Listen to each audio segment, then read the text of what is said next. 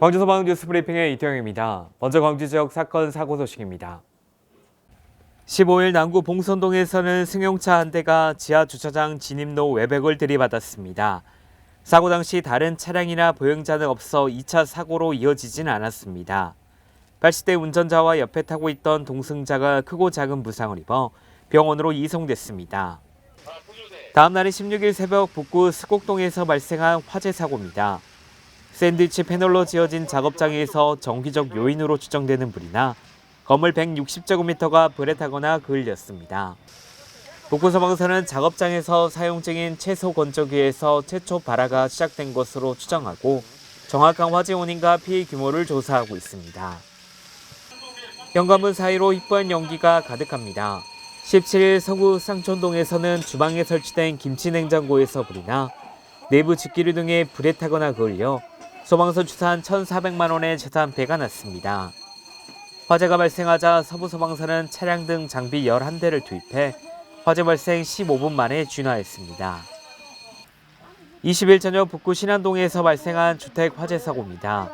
건물 뒷마당에서 쓰레기를 소각하고 이를 방치한 상태로 자리를 떠나 불티가 주변 쓰레기에 착화되면서 불이 났습니다. 화재로 주택 일부가 불에 타고 연기를 마신 80대 A씨가 병원으로 이송됐습니다. 22일 새벽 제2순환도로 송암 톨게이트에서 발생한 차량 사고입니다. 승용차가 출구 쪽 시설물을 들이받으면서 운전자 다리가 껴 차량에서 나오지 못하는 상황이 발생했습니다. 신고를 받고 출동한 119 구조대는 유압 장비를 이용해 차량 공간을 확보한 뒤 운전자를 구조했습니다. 광주소방 소식입니다. 재난 발생 시 신속한 대응을 위한 긴급구조통제단 불시가동 훈련이 지난 19일 남구 한국전기연구원에서 진행됐습니다. 어둠이 짙게 내려앉은 19일 밤, 남구에 위치한 한국전기연구원 연구실에 실험 중 폭발 사고가 났다는 상황을 가정한 긴급구조통제단 불시가동 훈련이 진행됐습니다. 광주소방안전본부와 남부소방서가 공동으로 진행된 이번 훈련은 화재 등 재난 발생 시 초기 대응과 재난 현장 통합 지휘 구축을 위해 실시됐습니다. 훈련에는 소방공무원과 자유소방대 등 170여 명과 차량 등 장비 19대가 동원됐습니다.